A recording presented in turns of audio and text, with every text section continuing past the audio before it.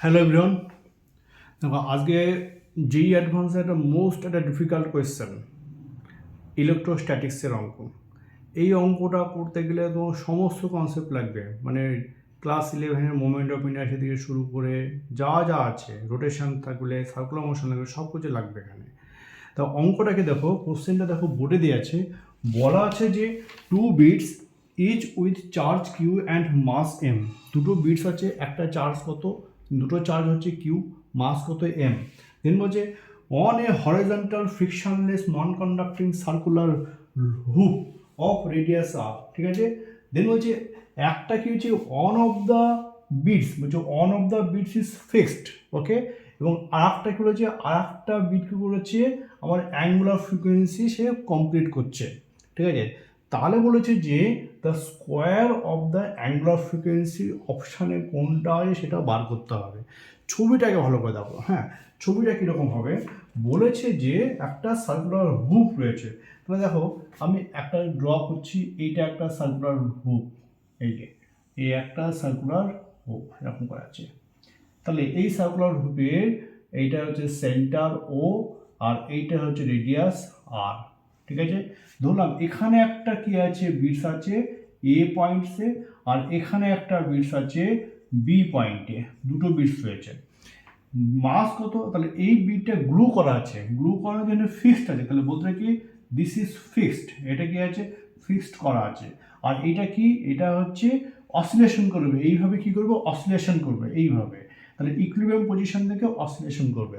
এবার দেখো যখনই এই বিটসটা অসিলেশন করে তাহলে এইদিকে যাবে, রাইট, এখানে গেল, আবার কী করবে, আবার এইভাবে আসবে, এইভাবে অসিলেশন করবে, তাহলে একটা ডিস্টেন্সই কভার করলো, সেই ডিস্টেন্সটা কত, এক্স ডিস্টেন্স কভার করলো। আবার যখন ব্রিজটা এইদিকে আসবে, কার জন্য আসবে, তাহলে নিশ্চয়ই এদিকে একটা ফোর্স লাগবে, তাহলে সেই ফোর্সটা কি সেটা বলছি পরে।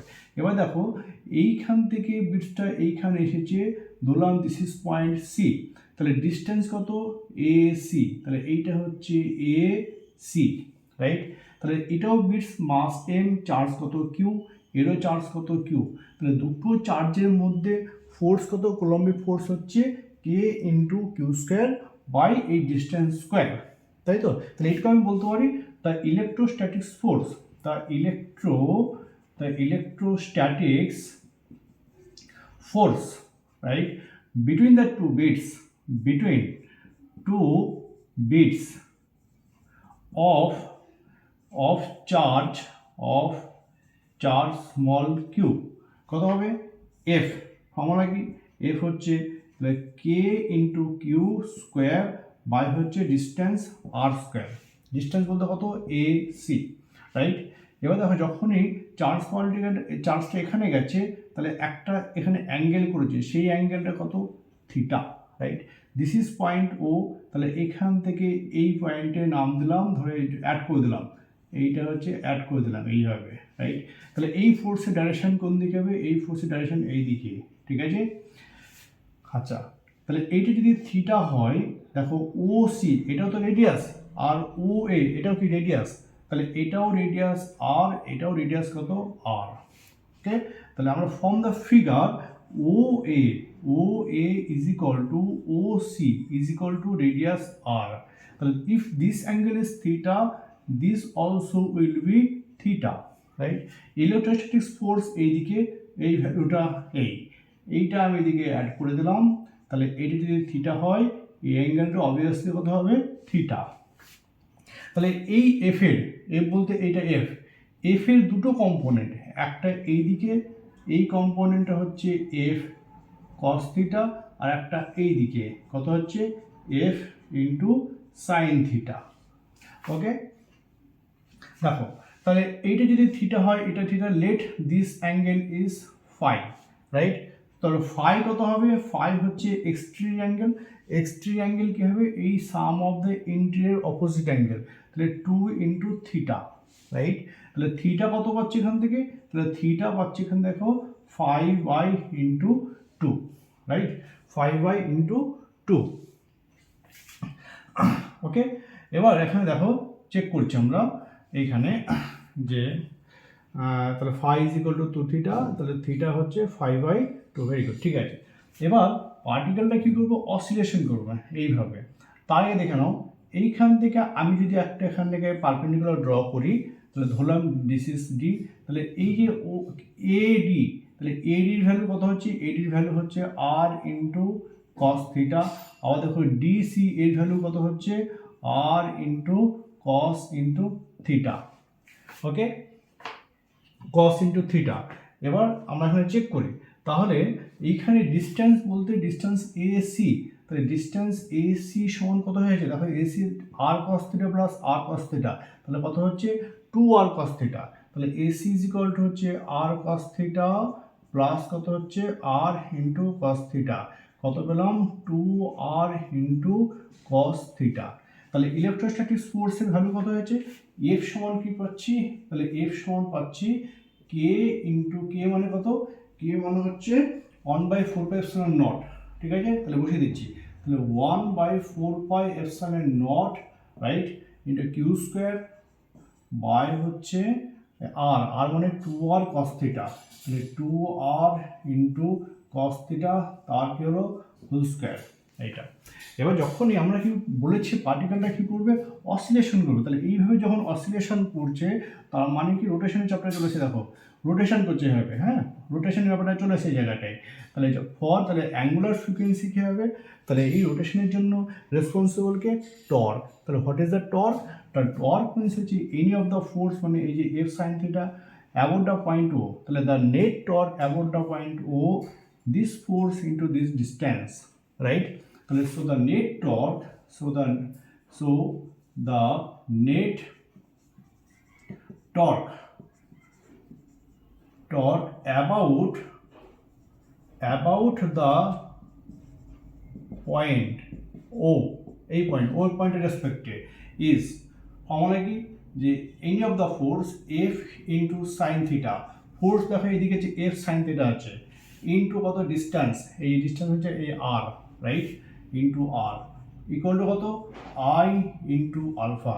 এটা কি অ্যান্টি ক্লকওয়াইজ আর clockwise, for anti clockwise positive, for clockwise কি নেগেটিভ, দ্যাট মিনস এখানে নেগেটিভ, রাইট।